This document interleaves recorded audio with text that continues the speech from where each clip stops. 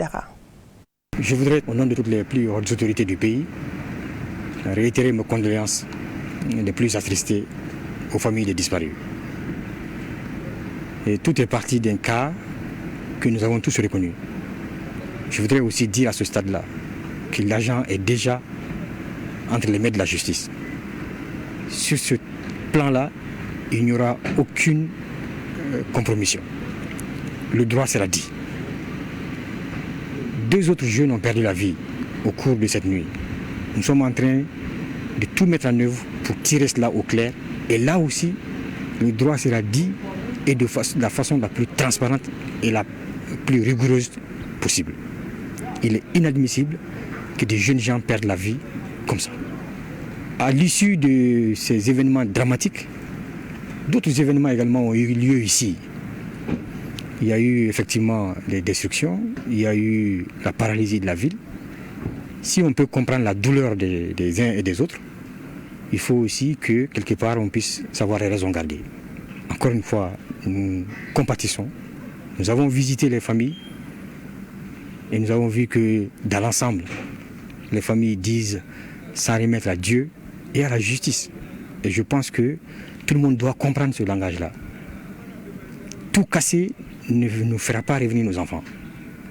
Nous devons donc regarder vers l'avenir, préserver ce qui est à préserver encore, aller de l'avant et veiller à ce que le droit soit dit dans cette affaire pour qu'elle soit la dernière. Aucunement, tout casser, encore une fois, ne saurait être la solution. Et dans tout état qui se respecte, cela aussi ne peut pas être toléré indéfiniment. Donc je voudrais vraiment lancer un appel fort à toute la population de Kayes, les jeunes qui sont en avant, les femmes, les notables, les religieux et toutes sortes d'associations de la société civile pour que tout le monde, comme nous avons pu le constater, tout le monde reste vigilant, tout le monde continue d'œuvrer à ce que le calme précaire que nous avons puisse être définitif.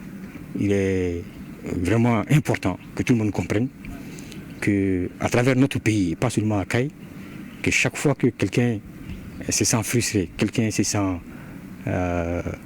privé d'un certain droit, ou quelqu'un a une réclamation à faire, et qu'on descende, qu'on bloque tout, qu'on brûle tout, ce n'est pas une solution. Je pense que dans ce pays-là, on peut encore se parler. Il y a encore des repères qui nous permettent de nous asseoir et de discuter, de dire les problèmes. Et c'est pourquoi je tiens à rencontrer la grande commission que le gouverneur a mise en place pour discuter avec tout le monde. Et je continuerai les discussions en aparté pour comprendre qu'est-ce qui pousse les gens de Kayes à poser ce acte qu'on ne connaît pas du tout à Kayes. Je le dis en connaissance de cause pour avoir été ici pendant un moment. Je sais que Kayes n'est pas habitué à ce genre de violence. Donc qu'est-ce qui se passe? Nous allons en discuter, nous allons comprendre et nous allons tirer les conséquences.